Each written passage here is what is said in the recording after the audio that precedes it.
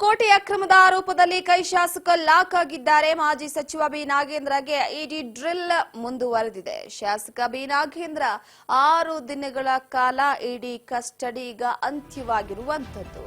ಪ್ರಮುಖವಾಗಿ ಬಹುಕೋಟಿ ಅಕ್ರಮದ ಆರೋಪದಲ್ಲಿ ಕೈ ಶಾಸಕ ಲಾಕ್ ಆಗಿರುವಂತದ್ದು. ಇದೇ ವಿಚಾರಕ್ಕೆ ಸಂಬಂಧಪಟ್ಟಂತೆ ಇಡಿ ಕೂಡ ಒಂದು ಕಡೆ ಪ್ರಶ್ನೆಗಳ ಮೇಲೆ ಪ್ರಶ್ನೆ ನಾಗೇಂದ್ರಗೆ ಕೇಳಿರುವಂತದ್ದು. ನಾಗೇಂದ್ರ ಅವರ 6 ದಿನಗಳ ಈ ಒಂದು ಕಸ್ಟಡಿ ಅಂತ್ಯವಾಗಿದೆ.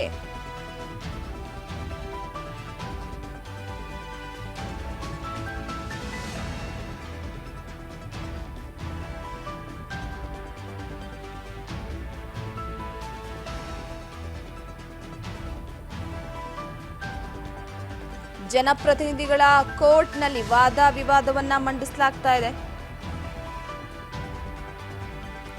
ಬಹುಕೋಟಿ ಅಕ್ರಮದ ಆರೋಪದಲ್ಲಿ ಒಂದು ಕಡೆ ನಾಗೇಂದ್ರ ಅವರು ಲಾಕ್ ಆಗಿದ್ದಾರೆ. ಇದೇ ವಿಚಾರಕ್ಕೆ ಸಂಬಂಧಪಟ್ಟಂತೆ ಇಡಿ ಕೂಡ ವಿಚಾರಣೆಯನ್ನ ನಡೆಸ್ತಾ ಇದೆ. ಇಂತಹ ಸಂದರ್ಭದಲ್ಲಿ 6 ದಿನಗಳ ಕಸ್ಟಡಿ ಏನು ಅಂತ್ಯವಾಗಿ ಆ ಹಿನ್ನೆಲೆಯಲ್ಲಿ ಇನ್ನೂ ಕೂಡ ವಾದ ವಿವಾದವನ್ನ ಮಂಡಿಸಲಾಗ್ತಾ ಇದೆ. ಕೋರ್ಟ್ನಲ್ಲಿ ಕಸ್ಟಡಿ ಅಂತ್ಯವಾದಂತಹ ಹಿನ್ನೆಲೆ ನಾಗೇಂದ್ರ ಅವರಿಗೆ ಬಹುಕೋಟಿ ಹಗರಣದ ವಿಚಾರ ಯಾಕೋ ಕೈ ಬಿಡುವ ಹಾಗೆ ಕಾಣಿಸ್ತಾ ಇಲ್ಲ. ಸದ್ಯದ ಮಟ್ಟಿಗೆ ನಾಗೇಂದ್ರ ಅವರಿಗೆ ಜಾರಿ ನಿರ್ದೇಶನಾಲಯದಿಂದ ಮತ್ತಷ್ಟು ಸಂಕಷ್ಟ ಎದುರಾಗಿದೆ. ಪ್ರತಿಯೊಂದು ಮಾಹಿತಿಯನ್ನ ಕೂಡ ಪಡಿತಾ ಇದ್ದಾರೆ ನಾಗೇಂದ್ರ ಅವರಿಂದ.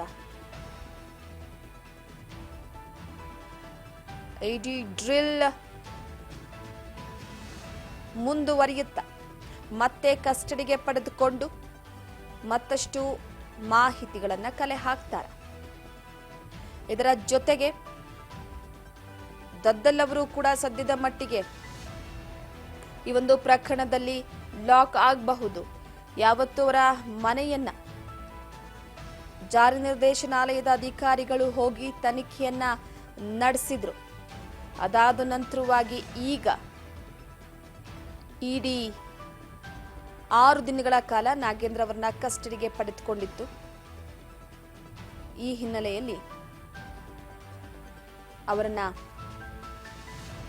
ಮತ್ತೆ ಕಸ್ಟಡಿಗೆ ಕೇಳಿ ಮತ್ತಷ್ಟು ಡ್ರಿಲ್ ಮಾಡುವ ಸಾಧ್ಯತೆ ಇದೆ.